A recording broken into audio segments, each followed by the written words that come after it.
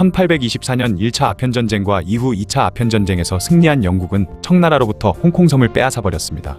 그리고 1898년에 신계지구를 마지막으로 뜯어냈고 이를 99년 동안 임차하기로 했지만 사실상 영국은 홍콩을 반환할 생각이 없었죠. 시간이 흘러 1949년 중국 내에서는 국공내전이 일어났고 중국 국민당의 패배로 인해 중국 대륙이 공산화가 되기 시작하자 이를 반대하던 중국 본토의 부유층과 수많은 중국 본토 사람들이 홍콩으로 도망치기 시작했습니다. 그로 인해 홍콩의 인구는 급속도로 불어났는데 중국 본토에서 수많은 인재들이 홍콩으로 몰려오던 것과 맞물려 영국에서는 홍콩에 투자를 유치하기 위해 규제를 완화하고 세금을 깎아주자 세계 유수의 기업들은 홍콩으로 몰려들었으며 그렇게 홍콩은 아시아의 금융과 물류의 중심지가 될 수 있었죠. 그런데 문제는 중국 본토 사람들이 홍콩으로 몰려들면서 일할 사람이 많아지자 홍콩인들은 일자리를 빼앗겼으며 집값은 치솟았고 노동자들의 월급은 낮아졌는데 그렇게 홍콩 빈부격차가 커지기 시작했던 것입니다. 이후 영국이 청나라로부터 홍콩을 임차했던 기간이 만료가 될 시점이 다가오자 영국에서는 임차 기간을 15년 더 연장하기를 원했지만 중국 공산당은 청나라와 영국 관련 조약은 원천적으로 무효라고 선언하면서 이를 거부했죠. 그러자 영국 입장에서는 홍콩을 그냥 중국에 반환하거나 아니면 홍콩을 두고 중국과 전쟁을 하는 수밖에 없었습니다. 그렇게 결국 1997년 7월 1일에 홍콩을 반환하기로 협상이 체결되었고 97년 6월 30일 홍콩 총독부에 유니언 잭이 내려왔으며 다음 날인 7월 1일에 홍콩에는 오성홍기가 바람에 나부끼게 되었죠. 중국에 반환된 이후 아시아의 금융 허브로 손꼽히던 홍콩은 많은 것이 변하기 시작했습니다. 현재 세계적인 금융 중심지로 손꼽히는 곳은 바로 미국 뉴욕과 유럽의 런던 그리고 중동에서는 두바이가 꼽히는데요. 아시아에서는 싱가포르이 금융 허브로 손꼽히고 있죠. 그런데 사실 싱가포르이 아시아 최고 금융허브가 되기 전엔 홍콩이 아시아를 대표하던 금융허브였습니다. 하지만 이 자리를 싱가포르에 내주고 말았는데요. 그 이유는 홍콩이 중국에 반환된 이후 금융의 자유를 잃어버리게 되면서 자유로운 경제활동들을 할 수 없게 된 것이죠. 그러자 홍콩 산업의 중추적인 역할을 했던 사람들은 홍콩을 떠나기 시작하면서 점점 홍콩은 경쟁력을 잃기 시작했습니다. 또한 홍콩에 있던 많은 기업과 사람들은 홍콩에서는 더 이상 다른 기회를 잡을 수 없을 거라 느꼈고 그렇게 홍콩을 떠나면서 자리 잡기 시작한 곳이 싱가포르였던 것이죠. 그렇게 홍콩이 어버버되는 사이에 아시아 최고의 금융허브 1위 자리를 싱가포르이 꿰차게 된 것이었습니다. 게다가 1980년대 홍콩과 한국을 주름잡던 유명한 배우들도 홍콩을 떠났는데요. 1980년대 홍콩의 무협영화와 느와르 영화 그리고 거기 나오던 주윤발, 성룡, 이연걸, 양자경 등도 홍콩이 중국에 반환된 이후 홍콩을 떠나 해외로 나가 활동했던 것이죠. 과거에 우리가 봤던 영웅본색이나 여러 무협영화, 느와르 영화들은 홍콩이 반환되기 전인 전성기 시절에 만들어진 영화들인 것입니다. 이렇게 많은 인재들이 홍콩을 떠나는 것 외에도 홍콩에는 수많은 문제가 있는데요. 첫 번째 문제는 바로 주거 문제입니다. 아까 말했다시피 공산당을 피해 홍콩으로 엄청 많은 사람들이 몰려오면서 국제 금융과 물류 중심 도시가 되어버리자 외국의 수많은 기업들과 세계적인 금융회사들도 홍콩에 모이게 되었고 그러면서 그 돈 많은 사람들이 좁아터진 홍콩에 모여 살게 되면서 집값이 가파르게 오르기 시작한 것이죠. 또한 홍콩에는 주거 공간을 지을 수 있는 면적이 홍콩 전체 면적의 20%밖에 되지 않아서 더 이상 주거 시설을 늘리기도 마땅치 않았던 것입니다. 그러자 부동산 가격이 끝없이 치솟았던 것이죠. 그만큼 홍콩의 아파트 가격은 엄청나게 비싼데요. 평당 가격이 1억 원에 육박할 정도라고 합니다. 이 때문에 홍콩에서 새로 집을 지어야 할 때는 적은 면적에 가장 많은 사람들이 살 수 있도록 건물을 빈틈없이 빽빽하게 만들 수밖에 없는 것이라고 하죠. 그래도 집 내부는 얼마나 좁은지 집안에 빨래를 넣을 수 있을 만한 공간조차 없어서 긴 장대를 창밖으로 꺼내놓고 거기에 빨래를 넣을 수밖에 없다고 합니다. 그래서 홍콩 주거지역에 가면 건물 중간중간 높은 곳에 빨래가 막 널려 있는 것인데 사정을 모르는 사람들은 왜 저렇게 옷을 널어놓은 거지? 라고 생각한다고 하죠. 또한 극빈층들은 닭장집이라고 불리는 집에서 살기도 하는데요. 방 한 칸에 한 사람 누울 정도의 칸만 임대해주는데 보기만 해도 환경이 굉장히 열악하다는 걸 알 수 있죠. 이곳에서는 늘파리나 모기, 쥐, 바퀴벌레 등 해충들이 들끓고 있어서 온갖 병균에 노출되기 쉬울 뿐만 아니라 오래된 건물이다 보니 화재 경보기나 스프링클러 같은 건 없어서 이곳에 사는 사람들의 안전도 담보하기 힘들다고 합니다. 심지어 전기도 여러 명이 한꺼번에 사용하기 때문에 쇼크나 누전이 발생하는 경우도 많아 화재에도 취약하다고 하죠. 더욱 충격적인 사실은 이런 닭장집마저도 한 달 월세가 약 30에서 40만 원에 육박한다고 합니다. 이런 문제들이 겹쳐서 홍콩은 전 세계에서 아파트 가격이 가장 비싼 도시가 돼버린 것이죠. 거기다가 홍콩은 살인적인 물가로 유명한데 그 이유는 바로 홍콩에는 제조 기반이 전혀 없기 때문인데요. 홍콩은 전 세계적인 금융 중심지이자 물류 중심지일 뿐 필요한 물품들을 직접 생산하는 기반이 거의 갖춰져 있지 않기 때문에 대부분의 생필품이나 먹거리 등은 수입에 의존할 수밖에 없었던 것이죠. 그러다 보니 물건 가격은 자연스럽게 비싸질 수밖에 없었고 자신들이 버는 돈에 비해 물가는 터무니없이 비싸다고 느껴질 수밖에 없는 것입니다. 그러다 보니 홍콩 사람들은 돈도 없고 살 집도 없으니 한 끼를 가장 싸게 때울 수 있는 맥도날드로 모여들었죠. 그러자 하루 세 끼를 다 맥도날드에서 해결하고 잠도 맥도날드에서 자는 맥난민이 생기기까지 했습니다. 그런데 맥난민 중에서는 월세든 자가든 집도 있고 직장도 있는 사람들이 전체 맥난민 중 약 70%나 된다고 하는데요. 그런데도 그들이 밤마다 맥도날드로 향하는 이유가 있었습니다. 그것은 바로 집에는 창문도 하나 없기 때문에 여름엔 집안이 찜통이 되어버리는데 만약 에어컨을 튼다면 집주인이 원래 전기요금에 비해 10배가 넘는 전기요금을 요구하기 때문에 습하고 더운 여름날엔 어쩔 수 없이 시원하기도 하고 무료 와이파이에 깨끗한 화장실 그리고 홍콩에서 그나마 저렴한 음식값과 안전까지 보장받을 수 있는 맥도날드로 갈 수밖에 없다고 합니다. 이런 홍콩의 미친 집값과 더불어 사람들이 홍콩을 떠나는 두 번째 이유로는 극심한 빈부격차 때문이죠. 홍콩이 중국에 반환된 이후 초반에는 홍콩이 중국보다 조금 더 잘 살았다고 합니다. 그래서 중국 본토에서는 젊은이들이 돈을 벌기 위해 홍콩으로 넘어오는 경우가 많았다고 하죠. 하지만 점점 중국의 거대 자본이 홍콩에 투입되기 시작했고 홍콩의 시가총액 상위 80%를 중국 기업들이 차지하기 시작했습니다. 또한 본토인들이 계속해서 홍콩으로 몰려들자 홍콩인들의 일자리는 점점 없어져 갔으며 이로 인해 현재까지도 홍콩 집값이 오르고 홍콩인들이 못 살게 된 이유가 본토인들 때문이라는 주장도 많은 것이죠. 그렇게 홍콩의 빈부격차는 점점 더 커져갔는데요. 1997년까지만 해도 홍콩의 상위 10% 가구와 하위 10% 가구의 월 평균 소득 격차가 7600대 4200 홍콩 달러로 약 17배 정도 차이 났었는데 반환된 이후 계속 커져버린 빈부격차로 인해 2021년에는 12만 800대 3000 홍콩 달러로 약 40배 차이까지 늘어나 버렸죠. 이는 전 세계로 따져도 손가락 안에 들 정도로 가장 큰 빈부격차라고 합니다. 심지어 코로나 팬데믹 때문에 노인 및 여성들과 다른 저소득층들이 일자리를 잃어 실업률과 불안전 고용 문제를 더욱 심화시켰고 그렇게 부유층보다 저소득층에게 더 큰 타격을 주다 보니 소득 격차가 더욱 벌어져 버렸는데요. 저소득자의 월 평균 가구 소득은 2,700 홍콩 달러로 줄어들었고 고소득자 월 평균 가구 소득은 12만 7,600 홍콩 달러로 늘어나다 보니 지금은 약 47배 차이로 격차가 더 늘었다고 하죠. 상황이 이렇게까지 되다 보니 홍콩인들은 과거로 돌아가고 싶어하는 사람들이 늘어났고 그렇게 2014년 9월에는 우산혁명이 일어났으며 2019년에는 홍콩 민주화운동까지 벌어지게 됩니다. 심지어 영국 식민지 시대로 돌아가자고 주장하는 사람까지 나올 정도로 홍콩의 상황은 한 치 앞도 가늠하기 힘들죠. 현재 중국의 상황도 이상하게 돌아가고 있으니 왠지 홍콩의 빈부격차나 집값 문제뿐만 아니라 다른 수많은 악재들이 앞으로도 계속 벌어질 것 같은데 과거 아시아 금융과 물류의 허브로서 황금기를 맞았던 홍콩의 앞날은 어떻게 될지 궁금해지네요. 지금까지 홍콩에 있는 심각한 문제들에 대한 이야기였습니다. 예전에 나왔던 강남 1970이라는 영화를 보신 적 있으신가요?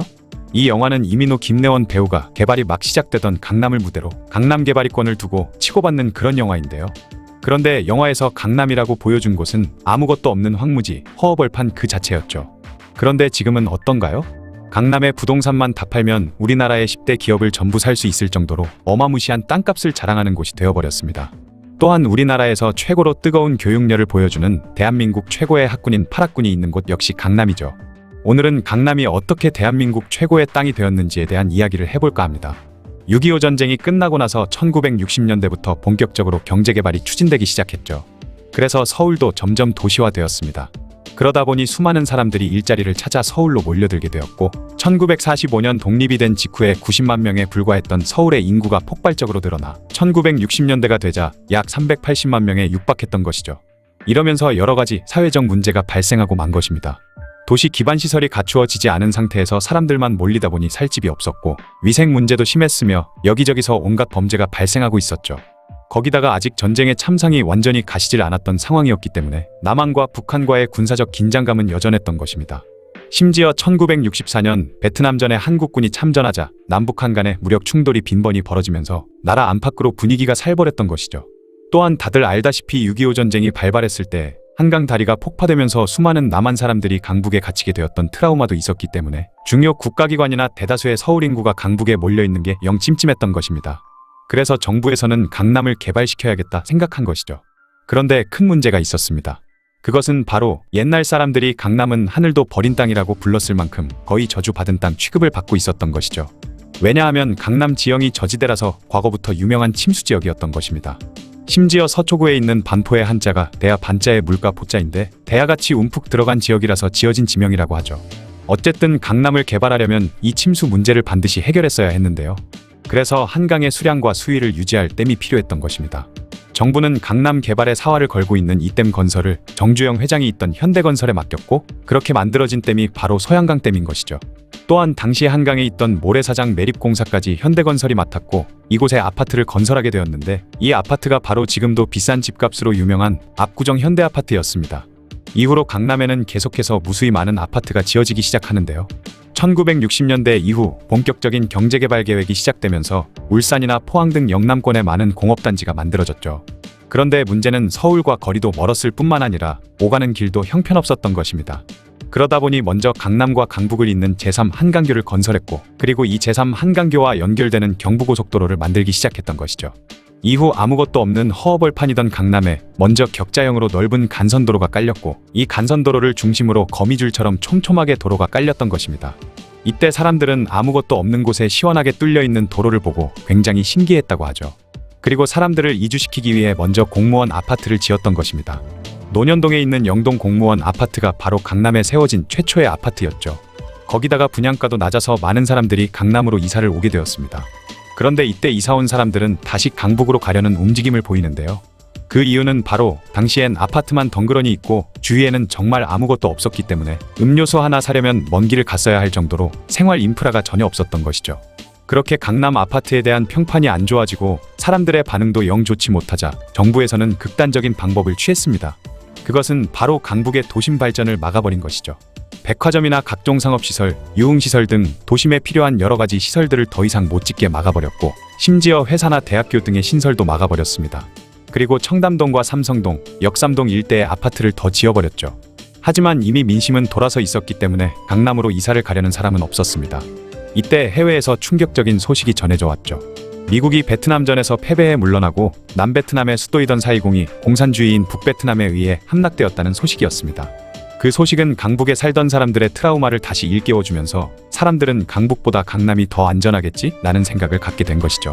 그리고 하나 둘 강남으로 이사를 떠나기 시작했습니다.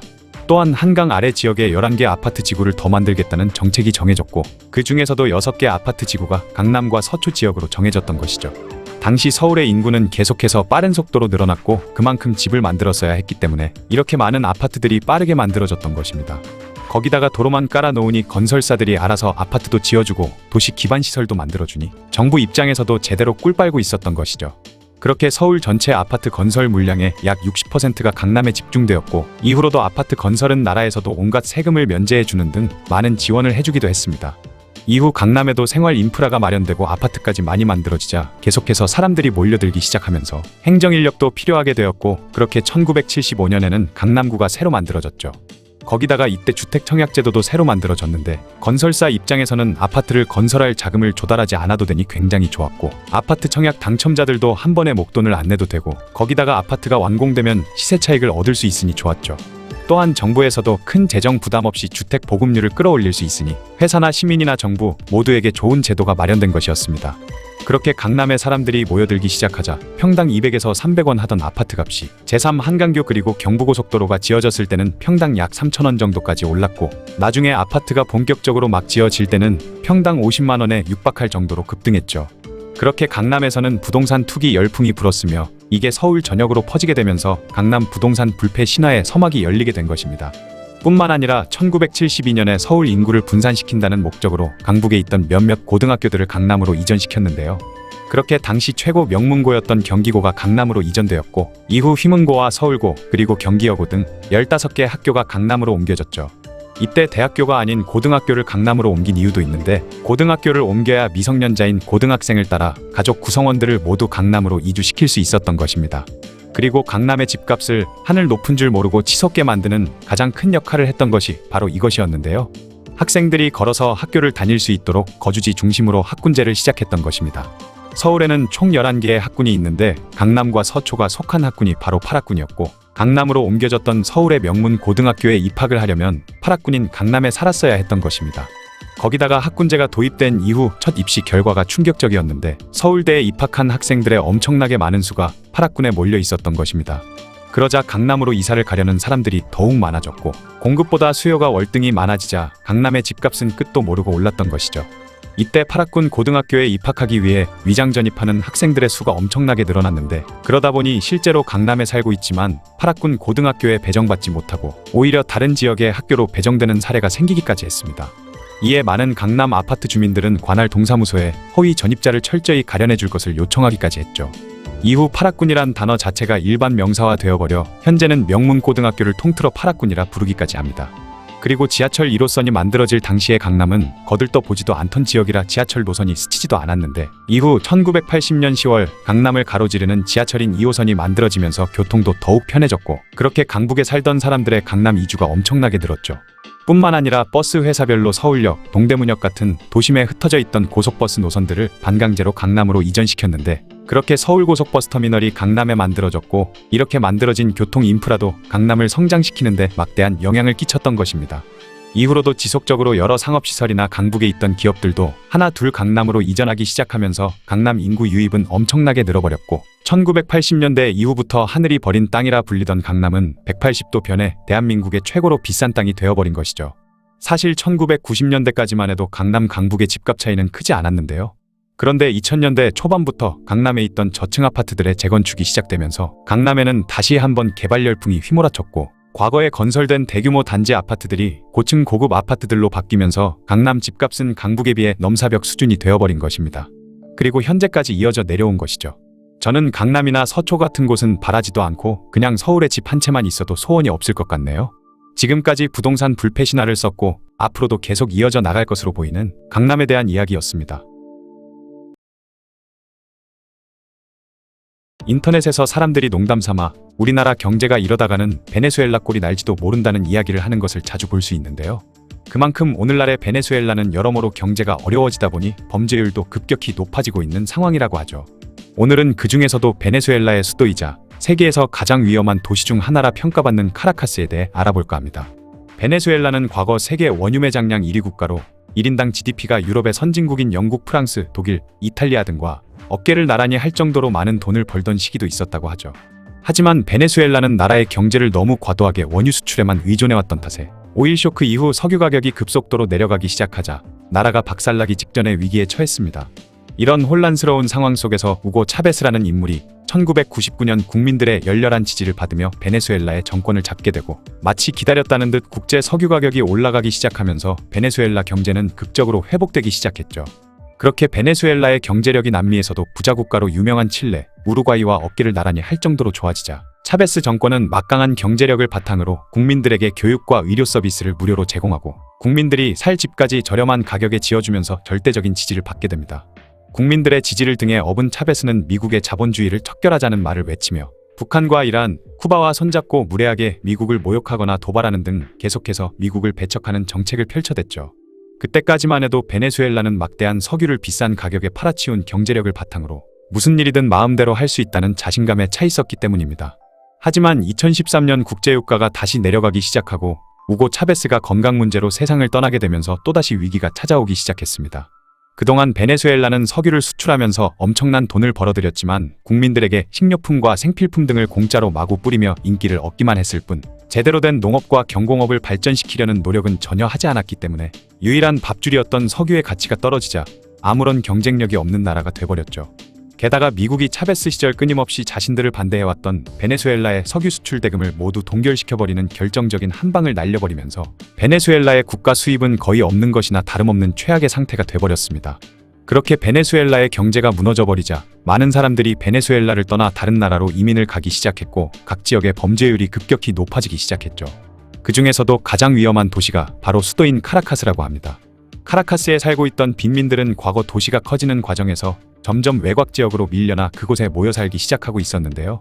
1980년대 초반까지만 해도 빈민들이 사는 곳은 평범한 달동네에 불과했지만 이후 베네수엘라의 경제가 악화되기 시작하자 국가에서 빈민들에게 해주던 지원이 줄어들기 시작한 데다 예산이 줄어들면서 도시의 치안을 신경 쓰기 힘들어지는 상황이 돼버렸죠.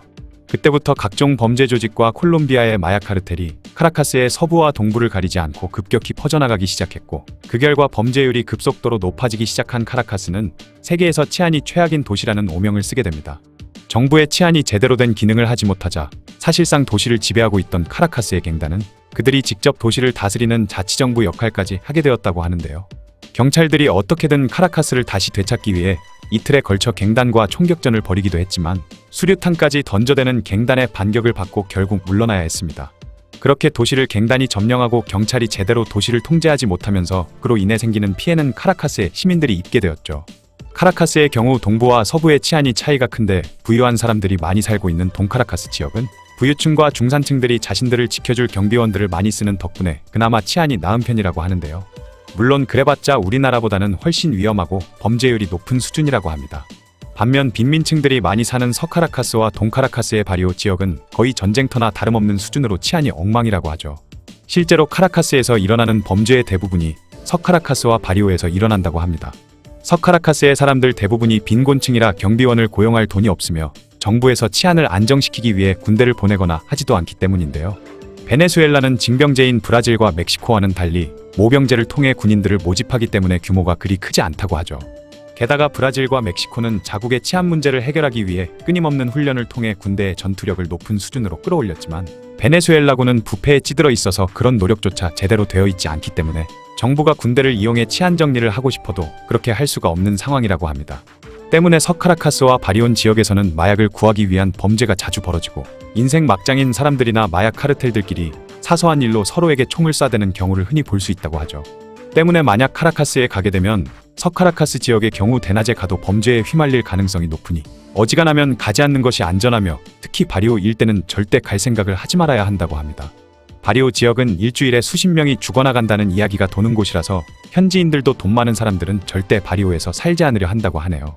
물론 그렇다고 해서 동카라카스의 치안이 좋다는 얘기는 절대 아니며 만약 그곳에서 사고라도 당한다면 경찰서를 찾아가봤자 무능하고 부패한 경찰에게서는 제대로 된 도움을 받기가 힘들다고 하죠. 다만 동카라카스에는 차카오 지역처럼 밤에도 안심하고 외출할 수 있는 지역도 존재하며 2009년 정부가 국립경찰을 만들어 카라카스 내에 있는 주요 상가와 관광지에 경찰을 배치시킨 후로 관광객들이 많이 가는 곳의 치안은 어느 정도 좋아졌다고 합니다. 하지만 서카라카스는 여전히 해가 떨어지면 무법지대가 되기 때문에 어떠한 이유에서도 절대 가지 않는 것이 상책이라고 하죠. 여행객들은 베네수엘라를 방문할 경우 서카라카스와 동카라카스의 페테라 외곽 지역 등 빈민가 지역을 갈 생각은 절대 하지 말아야 하고 가급적 동카라카스 시내 위주로 돌아다녀야 하며 밤에는 차카오 등 일부 지역이나 주요 거리, 관광지 이외에는 외출을 하지 않는 것이 좋다고 합니다. 물론 가격이 저렴한 숙소들이 서카라카스에 몰려있기는 하지만 앞에서 말했듯 서카라카스는 세계에서 가장 살인범죄율이 높고 치안이 나쁜 동네이므로 안전하게 여행을 하고 싶다면 이곳에 숙소를 잡지 않는 것이 좋다고 하네요. 이렇게까지 도시의 치안이 불안해진 이유는 사람들의 총기를 회수하는 작업이 제대로 이루어지지 않은 탓도 크다고 합니다. 도시의 치안이 워낙 불안하니 자신의 몸을 지키기 위해 총기를 갖고 있으려는 시민들이 많은 편이기 때문에 정치인들도 함부로 총기 회수를 시도하다가는 유권자들의 표를 잃을 것을 두려워해서 지금과 같은 상황이 되었다고 하죠. 카라카스보다 치안이 안 좋은 도시는 아프가니스탄의 수도인 카불과 예멘의 수도인 사나, 소말리아의 수도인 모가디슈뿐인데 이 세 도시의 공통점은 바로 내전이 벌어지는 국가에 위치했다는 것입니다. 카라카스보다 더 위험한 도시는 전쟁터밖에 없을 정도로 카라카스의 상황이 막장이라는 이야기죠. 때문에 이 도시에 살고 있는 사람들이라면 어지간한 금수저들조차도 살면서 최소 한 번 정도는 강도를 당해봤을 정도라고 하네요.